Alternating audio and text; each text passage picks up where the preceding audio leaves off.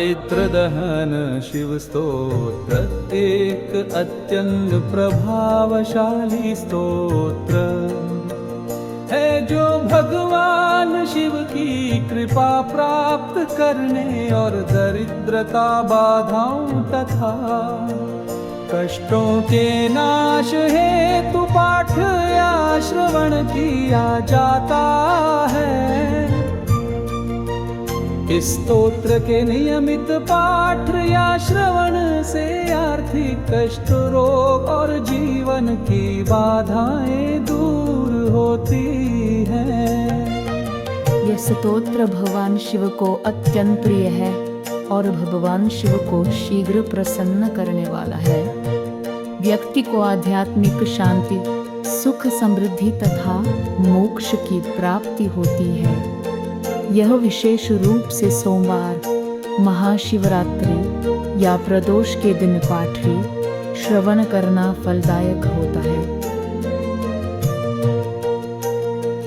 विश्वेश्वराय नरकार्णनो तारणाय कर्णामृताय शशशेखरदाय कर्पूर कांति धवलाय जटाधराय दारिद्र्य दुःख दहनाय नमः शिवाय। गौरी प्रियाय रजनीश कलाधराय कालांतकाय भुजगाधिप कंकणाय गंगाधराय गजराज मर्दनाय दारिद्र्य दुःख दहनाय नमः शिवाय। भक्त प्रियाय भवरोग भयापहाय उग्राय दुःख भवसागर तारणाय ज्योतिर्मयाय गुणनाम सुनृत्यकाय दारिद्र्य दुःख दहनाय नमः शिवाय। चर्मांबराय शवभस्म विलेपनाय फालेक्षणाय मणिकुण्डल मंडिताय पादयुगलाय जटाधराय दारिद्र्य दुःख दहनाय नमः शिवाय। पंचाननाय फणिराज विभूषणाय हेमांकुशाय भुवनत्र मंडिताय आनंद भूमि वरदाय तमोपयाय दारिद्र्य दुःख दहनाय नमः शिवाय।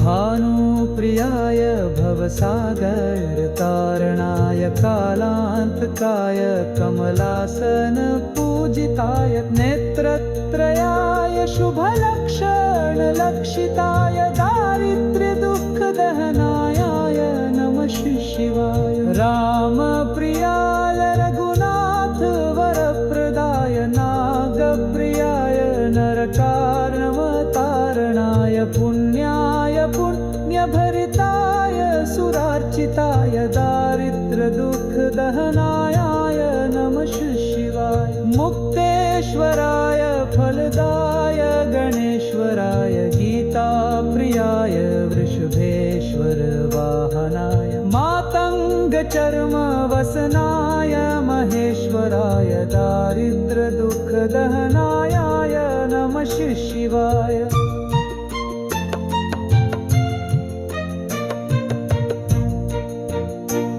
वसिष्ठेन कृतं स्तोत्रं सर्वरोग निवारणं सर्वसंपत्करं शीघ्रं पुत्रपौत्रादिवर्धनं त्रिसन्ध्यं यत् पठेन्नित्यं स हि स्वर्गमवाप्नुयात्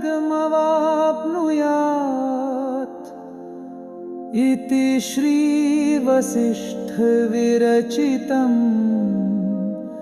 दारिद्र्यदहन शिवस्तोत्रं सम्पूर्णम्।